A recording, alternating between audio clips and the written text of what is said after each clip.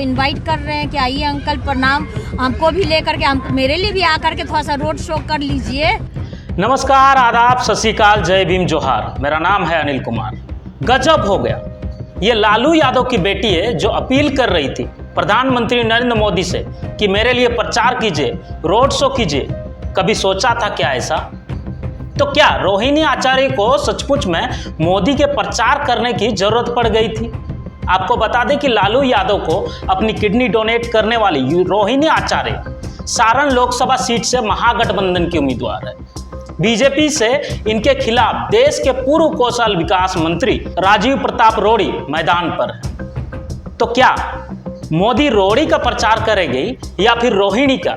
लेकिन रोहिणी की अपील बड़ी ही मजेदार थी और इससे ज्यादा चर्चा तो इस बात की थी कि प्रधानमंत्री नरेंद्र मोदी को अंकल कहकर संबोधित किया और उन्होंने चाय पर आमंत्रित किया। तो वाकई ही रोहिणी देश के सबसे बड़े नेता, सबसे ताकतवर नेता और सबसे महंगे विमान पर उड़ने वाले चाय वाले को सिर्फ चाय पीने के लिए बुला रही। इसके जवाब खुद सुन लीजिए रोहिणी से।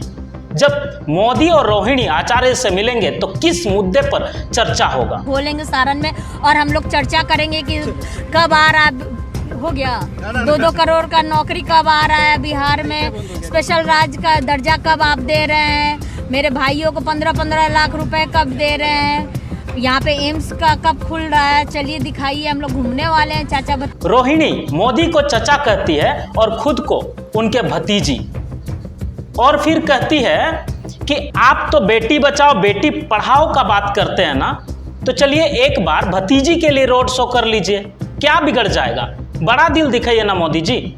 इसके बाद रोहिणी भावुकता का गंगाजल उड़ेल देती है और भतीजी से बेटी पर आ जाती। वो कहती है कि आपके लोग तो कहते हैं कि मेरी तरह बेटी मुश्किल से मिलती है ना भाई, हम भी हाँ, वो भी आदर्श बेटी हैं, आप ही के पार्टी के द्वारा बोला गया है। फुल मजे लेने के मूड में थी रोहिणी आचार्य। पिता का साथ देते देते वो राजनीति के पैतरे खूब सीख गई, वरना कौन जानता था कि एक समय पर नरेंद्र मोदी, नीतीश कुमार और सुशील मोदी पर जमकर हमला बोलने वाले रोहिणी आचार्य खुद को मोदी का बेटी बताते हुए रोड शो करने की सिफारिश करेंगे, आमंत्रित करेंगे। तो यहाँ पे भाजपा वाले ही जो थे जो बोलते थे कि आदर्श बेटी हो तो रोहिणी आचार्य जैसी, भाजपा वाले जो निशिकांत दुबे जी थे, दुबे जी अंकल जो हैं झारखंड में, उन्होंने तो बोला कि मैं तो अपने भगवान से लड़ता हूँ कि मुझे बेटी रोहिणी जैसी क्यों नहीं। अब झारखंड के निशिकांत दुबे को भी आचार्य ने नहीं छोड़ा। मतलब मोदी तो मोदी, निशिकांत दुबे को भी ले डूबे। बड़ी अजीब बात है, लेकिन दुबे के लिए अगर आपको नहीं पता तो आंतरिक मामला है, आप सुनेंगे। आप वीडियो को इतना देख ही लिए तो मैं बता दूं, दरअसल रोहिणी आचार्य झारखंड के जिस दुबे जी के बात कर रहे हैं ना, वो मानो या ना मानो बीजेपी पार्टी के शतरंज में सैनिक का काम करते हैं।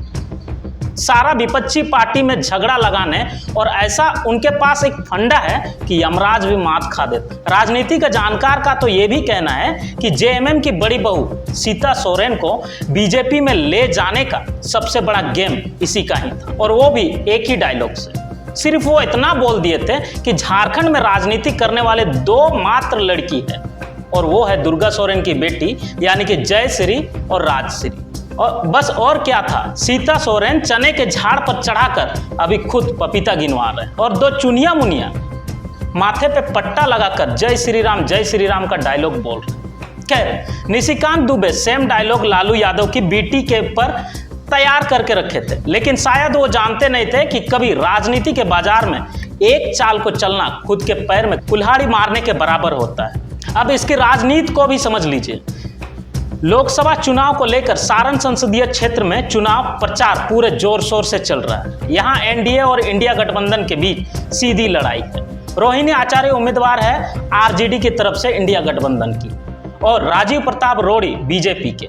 उन दोनों के बीच जबरदस्त बयानबाजी की दौड़ चल रही है। रोहिणी आचार्य न केवल मोदी को चचा कहते हैं, बल्कि उनके ही प्रतिद्वंदी राजीव प्रताप रूडी को भी चचा ही कहते हैं।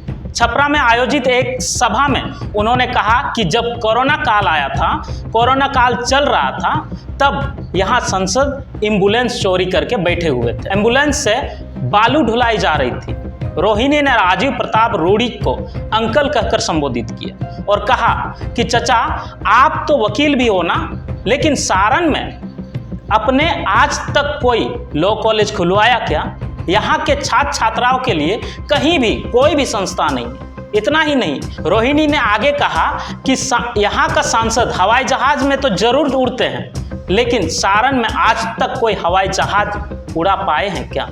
युवाओं को रोजगार नहीं मिल पाया है, केवल ये हवाई बातें हैं जो की जा रही है। और इसलिए मोदी जी को ही नहीं, यहाँ के बड़े बड़े नेता को अपनी बेटी का प्रचार करने के लिए आना चाहिए। के लिए लोग आए, प्रचार करें बेटी के लिए।